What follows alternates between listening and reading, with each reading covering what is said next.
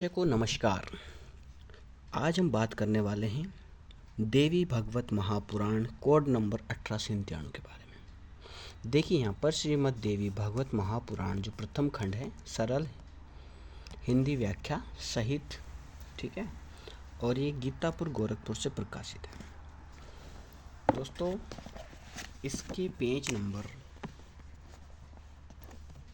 630 पर पढ़ते हैं हम। यहाँ पर क्या बताया गया है, देखिए। हे जननी, जो मनुष्य माया के गुणों से प्रभावित होकर ब्रह्मा विष्णु महेश चंद्रमा अग्नि यम वायु गणेश आदि प्रमुख देवताओं की स्तुति करते हैं, वे ज्ञानी ही है। क्योंकि क्या वे देवता भी आपकी कृपा शक्ति के बिना मनुष्यों को कार्य फल प्रदान करने में समर्थ हो सकते हैं?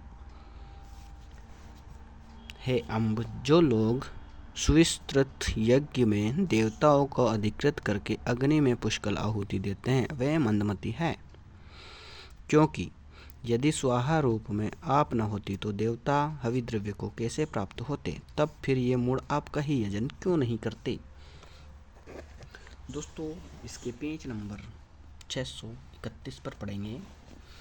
जो मनुष्य विकराल कली में, यानी कि जो मनुष्य इस कलयुग में उपस्थित होने पर भी आपकी आराधना नहीं करते, अपितु आपके ही द्वारा निर्मित विष्णु जी, शिव जी आदि देवताओं की उपासना में तत्पर रहते हैं, वे लोग पुराण चतुर धूर्त जनों द्वारा निश्चित रूप से ठग लिए गए हैं।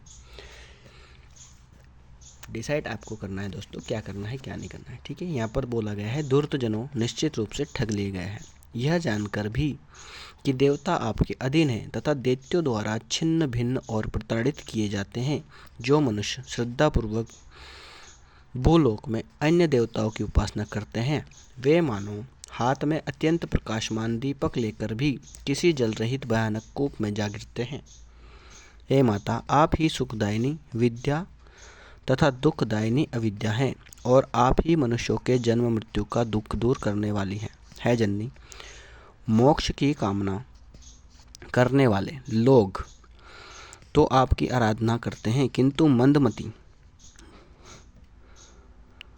मोक्ष की कामना करने वाले लोग तो आपकी आराधना करते हैं, किंतु मंदमती अज्ञानी तथा विषय भोग परायण मनुष्य आपकी आराधना नहीं करते।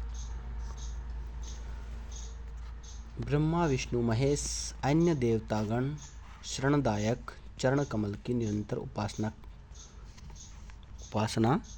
करते हैं, किंतु जो अल्प बुद्धि मनुष्य भ्रमित होकर मन में आपकी आराधना नहीं करते, वे संसार सागर में बार बार गिरते हैं। ठीक है, ये देखिए, थोड़ा और आगे चलते हैं। पेज नंबर 632-31 अभी हमने पढ़ा।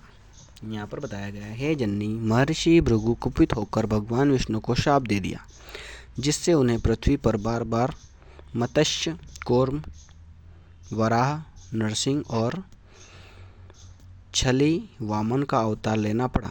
तो फिर एक ऋषि के श्राप से अपनी रक्षा न कर पाने वाले ऐसे विष्णु आदि उन देवताओं की उपासना करने वाले लोगों को मृत्यु का भय क्यों नहीं बना रहेगा?